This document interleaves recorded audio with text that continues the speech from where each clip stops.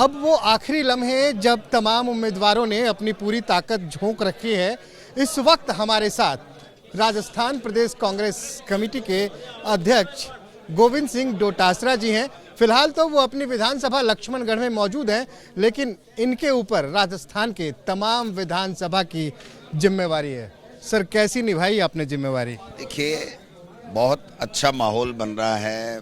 शानदार वोटों से कांग्रेस पार्टी फिर से सरकार बनाने जा रही है, क्योंकि जनता के मुख्यमंत्री जी ने और हमारी सरकार ने बहुत काम किए हैं। जो महंगाई राहत दे करके 10 गारंटियाँ और 7 गारंटियाँ आगे के लिए, तो मैं समझता हूँ कि कोरोना काल का भी ऐतिहासिक काम रहा, सेवाएं रही और हम सब लोगों ने मिलकर के लोगों की सेवा की है। इसलिए लोग विश्वास कर रहे हैं कि कांग्रेस पार्टी एक ऐसी पार्टी है जो सबको साथ लेकर के 3600 कौमों को राजस्थान का विकास कर रही है और जनता के मुद्दे सुलझाने का काम कर रही है। तो मैं कांग्रेस पार्टी की सरकार आएगी। सर, पहले मैं एक सवाल कर लेता हूं, चूंकि देखता आ रहा हूं राजस्थान में एक रिवाज है, 5 साल में सरकार बदल जाती है। ये रिवाज कायम रहेगा, ये रिवायत बदल जाएगी? देखिए, जो 5 साल में सरकार दूसरी बन जाती थी, उसकी वजह से राजस्थान का बहुत बड़ा नुकसान हुआ है। विकास रुक गया, योजनाएं अच्छी थी वो रुक गई। आप देखिए, चाहे बाड़मेर की रिफाइनरी की बात कर लो, रतलाम की रेल प्रोजेक्ट की बात कर लो, निःशुल्क दवा की जैसी एक बहुत अच्छी योजना की बात कर लो। ये जो राइट टू हेल्थ आज आया, अगर ये पिछली बार बीजेपी का शासन नहीं आता तो ये पहले ही आ जाता। आज 50 लाख तक की बात कर रहे हैं, 25 लाख का जो स्वास्थ्य का लाभ दे रहे हैं फ्री में, ये बातें पहले हो जाती। इसलिए जनता ने मन बना लिया कि भाई कांग्रेस को हरा करके हमने पिछली बार बहुत बड़ी गलती की। जब इतना अच्छा काम कर रही है और 17 गारंटियों के साथ में कांग्रेस हमें वोट मांग रही है, तो फिर हम कांग्रेस को क्यों नहीं दें? कांग्रेस को दे रहे हैं लोग। 2018 में आपने सरकार बनाई और ठीक 1 साल बाद 2019 में लोकसभा चुनाव में आपके पास सीटों का अकाल पड़ गया राजस्थान। तो तभी तो लोग ये सोच रहे हैं ना कि भाई हमने 25 में से 25 सांसद बीजेपी को दिए, फूटी कोड़ी का काम नहीं किया। मोदी जी केवल मन की बातें कर रहे, काम की बात कर नहीं रहे।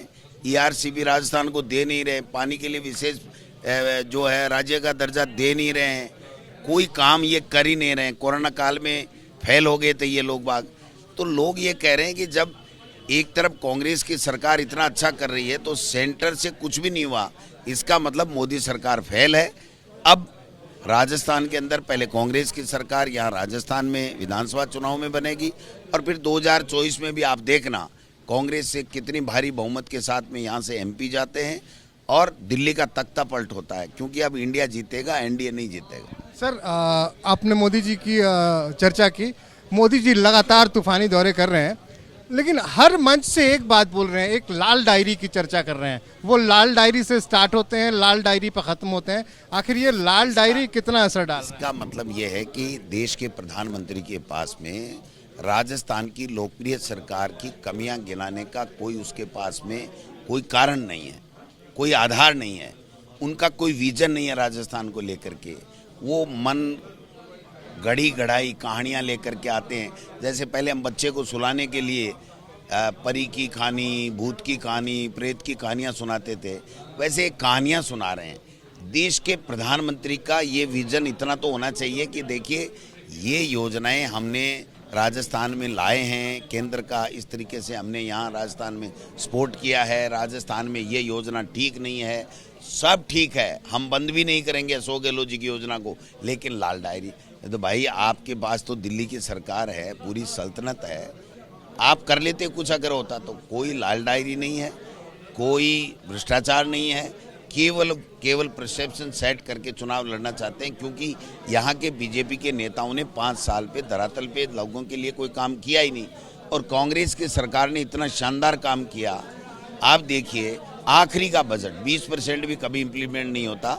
अशोक गहलोत जी ने जो आखिरी का बजट दिया था उसका 80% इम्प्लीमेंट हो गया। जो 10 तरीके की गारंटी है वो पूरी की पूरी गारंटियों का लाभ लोगों को मिल रहा है। सर, आज अशोक गहलोत जी ने इसी लाल डायरी पे बोला कि जब छत्तीसगढ़ में चुनाव था तो महादेव ऐप की चर्चा की गई, राजस्थान में लाल डायरी की चर्चा की। आज सुबह बोला उन्होंने, वो कह रहे हैं कि ये कांग्रेसी मुख्यमंत्रियों को गिरफ्तार करने की एक साजिश है। तो आपको क्यों लगता है कि ऐसी कोई साजिश की जाएगी? कानून का राज है। किया था ना साजिश, सरकार गिराने की साजिश की थी।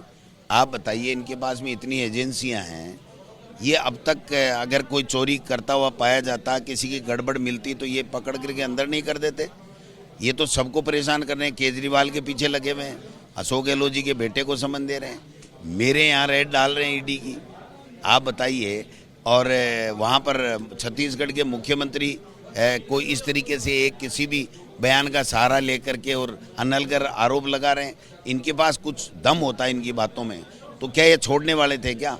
और ये अजीत पवार जी, जिसके लिए फडणवीस जी जब मुख्यमंत्री थे तो कहते थे कि भ्रष्टाचार के 24 घंटे पहले ही बोला था।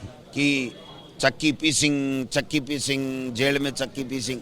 आज कह रहे हैं अजीत पवार राज करेंगे।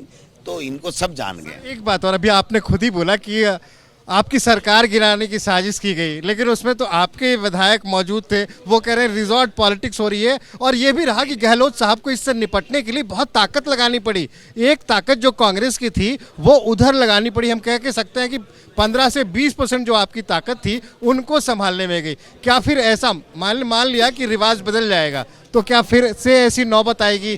कोई नौबत नहीं आएगी, और ये बीजेपी का षड्यंत्र था। हमारे लोगों को गुमराह करने की चेष्टा की गई, जो गुमराह नहीं हुए, लेकिन ये षड्यंत्र तो बीजेपी का था।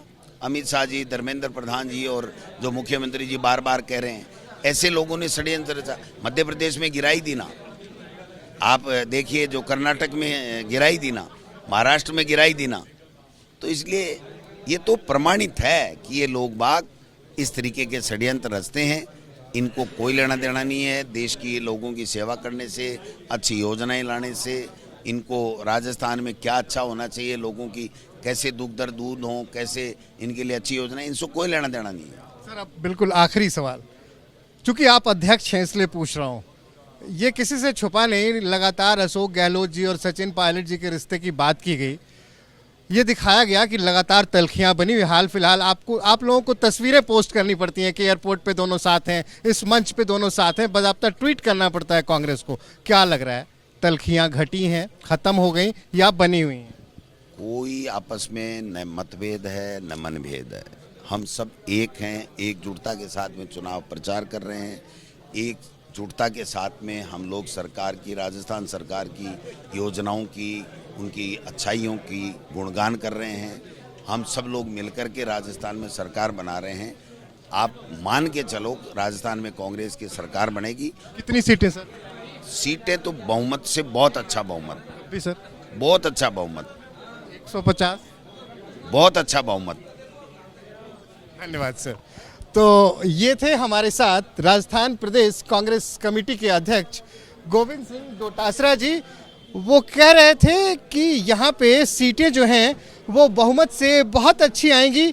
तमाम बातें की, बस अब कुछ लम्हे बाकी हैं जब यहाँ के मतदाता वो बटन दबा देंगे जो भविष्य तय करेगी कि आखिर यहाँ पे किसकी बनेगी सरकार। क्या गहलोत साहब का जादू चलेगा या फिर पुरानी रिवाज कायम रहेगी। कैमरामैन राजेश के साथ श्रीनिवास, लक्ष्मणगढ़, राजस्थान।